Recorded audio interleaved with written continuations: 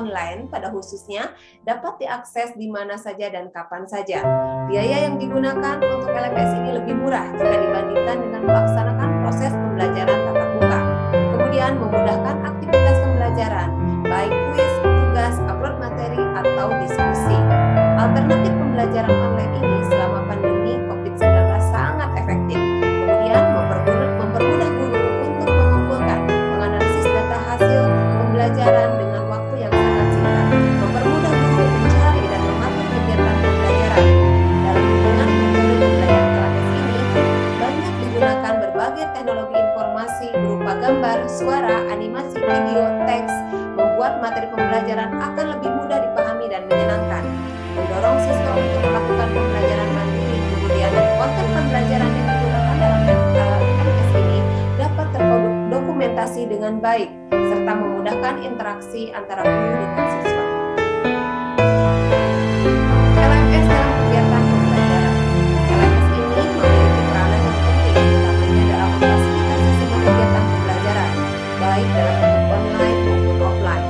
LMS sangat menunjang kegiatan pembelajaran dan memudahkan guru dan siswa dalam mengakomodir semua kegiatan mulai dari asesmen, perencanaan, pembelajaran, penugasan, sampai dengan evaluasi pembelajaran. Baik, kita beranjak ke pembelajaran diferensiasi. Apa itu pembelajaran diferensiasi? Pembelajaran diferensiasi adalah pembelajaran yang memberikan keleluasaan pada siswa untuk meningkatkan potensi dirinya sesuai dengan kesiapan belajar, minat, dan profil belajar siswa tersebut. Pembelajaran diferensiasi tidak hanya berfokus pada produk pembelajaran, tapi juga fokus pada proses dan konten materi, serta metode ini diterapkan hampir pada seluruh mata pelajaran.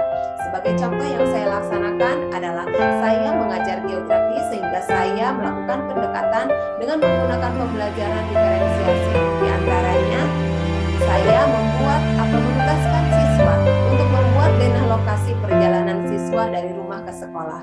Hal ini saya bertujuan agar siswa mampu mengkreasikan, mampu berkreatif dalam membuat gambar sesuai dengan imajinasi dan sesuai dengan kemampuan mereka masing-masing. Inilah salah satu bentuk denah yang anak-anak kerjakan atau yang siswa kerjakan sesuai dengan minat dan bakat serta imajinasi masing-masing siswa. Belajar diferensiasi ini sangat memiliki karakteristik, diantaranya adalah mengamati gaya belajar siswa, kemudian juga melalui pembelajaran diferensiasi siswa bisa bertoleransi dengan muncul pemberian keleluasaan bagi siswa untuk mengembangkan potensi dan guru tidak membatasi bahan dasar, proses, serta produk yang akan dihasilkan. Penerapan asesmen bagian dari pembelajaran diferensiasi. Untuk menentukan pembelajaran diferensiasi, kita dibantu dengan asesmen. Asesmen ini bisa dalam bentuk asesmen kognitif maupun non-kognitif. Pembelajaran diferensiasi ini bertujuan memfasilitasi semua kebutuhan siswa berdasarkan karakteristik, mengacu pada data atau informasi yang didapatkan melalui asesmen diagnostik khususnya. Namun data yang dihasilkan tidak hanya berguna bagi kegiatan pembelajaran saja, namun data ini bisa berguna dalam jangka panjang. Di antaranya adalah data ini bisa membantu sekolah dalam memetakan siswa kelas 12 untuk masuk ke jenjang perguruan tinggi. Baik, apa sih asesmen? Asesmen ini merupakan bagian terpadu dari proses pembelajaran, di mana asesmen memfasilitasi pembelajaran, menyediakan informasi yang holistik sebagai umpan balik untuk guru, peserta didik, dan orang tua agar dapat memandu mereka dalam menentukan strategi pembelajaran selanjutnya. Asesmen memiliki 3 jenis, namun yang akan kita laksanakan adalah asesmen diagnosis. Apa sih asesmen diagnosis?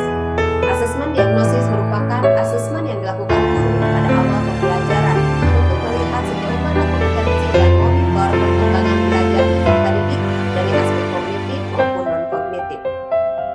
Dan pada asesmen ini bisa kita tuangkan dalam LMS sebagai langkah pembelajaran kita sebelum kita menentukan metode apa yang akan kita gunakan untuk kegiatan pembelajaran sesuai dengan kebutuhan siswa dan karakteristik siswa.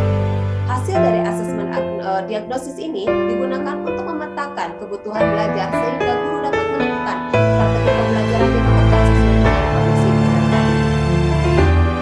Dalam pelaksanaan asesmen,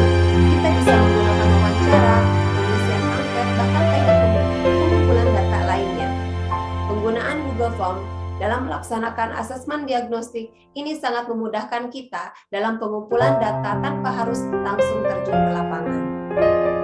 Apa saja sih langkah-langkah praktik baik yang saya laksanakan di SMA 4 dalam pemanfaatan LMS serta pembelajaran diferensiasi?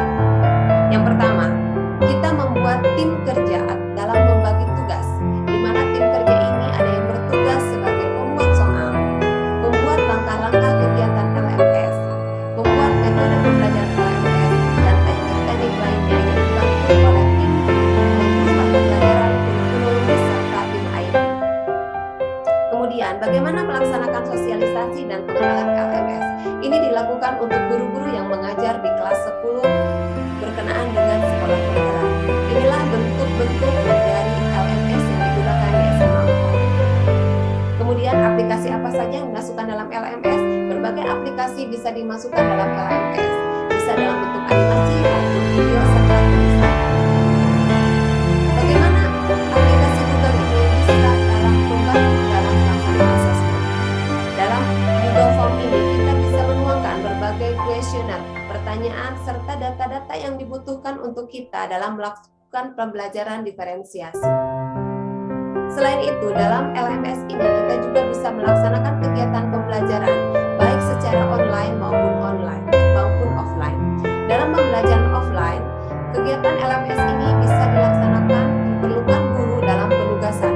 Namun dalam pembelajaran online, LMS ini kita bisa mempergunakan serta memanfaatkannya untuk pembelajaran jarak jauh, misalkan dengan menggunakan Zoom atau aplikasi lainnya seperti YouTube sendiri, sehingga kita bisa melakukan interaksi bersama siswa dan melakukan komunikasi meskipun dengan jarak yang berjauhan. Selain itu, saya akan memberikan contoh bagaimana kerja LMS ini dengan baik. Inilah bentuk dari LMS. Di dalam LMS ini terdiri dari beberapa mata pelajaran.